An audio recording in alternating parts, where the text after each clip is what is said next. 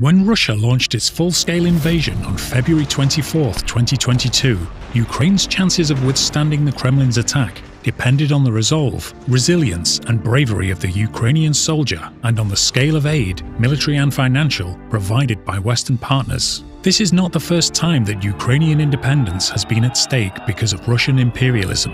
A century ago, in 1920, the newly created Ukrainian People's Republic faced a situation not dissimilar to the one President Zelensky faces today. The Bolsheviks, having consolidated power in Russia, were intent on exporting communism to the West. Faced with a numerically superior enemy, Ukrainian leader Ataman Simon Petlura was in desperate need of allies. Despite previously turbulent relations, united by their common foe, Ataman Petlura and Polish leader Marshal Józef Pilsudski signed the Treaty of Warsaw in April 1920. With their joint fight, Ukrainians and Poles will rectify the mistakes of the past, and the blood shed together in battles against the eternal historical enemy, Moscow, will sanctify a new period of mutual friendship between Ukrainians and Poles, said Petlura. The Allied Polish and Ukrainian troops captured Kiev from the Red Army on May 7th. However, success was short-lived. The Red Army launched a furious counter-offensive, which pushed the Poles all the way back to the outskirts of Warsaw.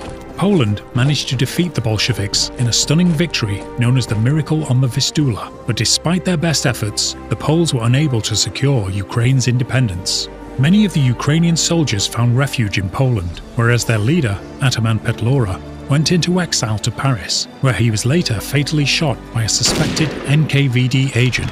In 1991, Poland was the first country to recognize Ukraine's independence. Today, just as it did then, Poland stands with Ukraine. It is the second biggest donor of military aid after the United States, and this summer the Poles donated 300 tanks to their Ukrainian friends. Perhaps it is because the Poles still understand today what Pilsudski and Petlura knew back then.